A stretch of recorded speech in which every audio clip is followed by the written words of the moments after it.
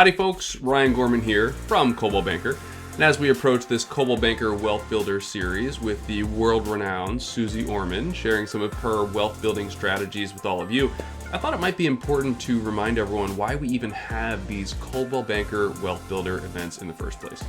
You know, when we think about home ownership, as all of you know so incredibly well, it's deeply personal. Where someone awakens in the morning and lay their head down at night impacts every aspect of their lives, sort of how they grow up, how they raise their families, what neighbors they have, and what neighborhood of which they're a part.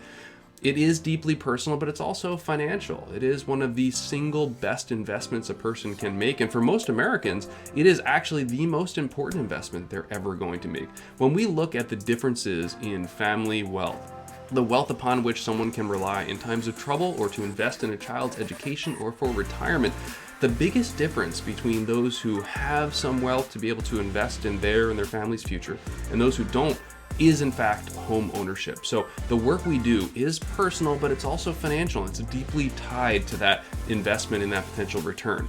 Unfortunately, something we also know is true is that many of those who love to serve, like me and like all of you, also sometimes forget about serving themselves. And we want to make sure that that's not the case for you. So we want to make sure to take a moment on a regular basis to remind ourselves of how each of you can take care of your own wealth building and wealth creation. Now, there may be some lessons you learn that you're able to share with your clients, and that is absolutely terrific. But truly, this is about you.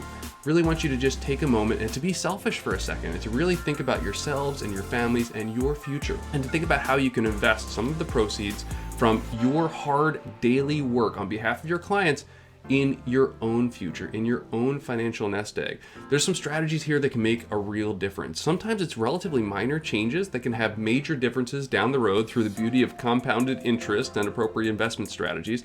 Sometimes there may be a little bigger decisions that you need to make, and maybe Suze and others can help us face some of those bigger decisions and make those choices that will pay off down the road. So I really encourage you all to just take a moment, take off your client service hat for a second and put on your own introspection and self-service hat for just 1 second. Pay a little bit of attention to some of the strategies that are shared. Pay attention to your own business plan and execution for yourself personally. Hopefully you each build a business plan every single year for your business and for your sales career. Well, building that financial plan for yourself can be incredibly impactful as well, so don't neglect that.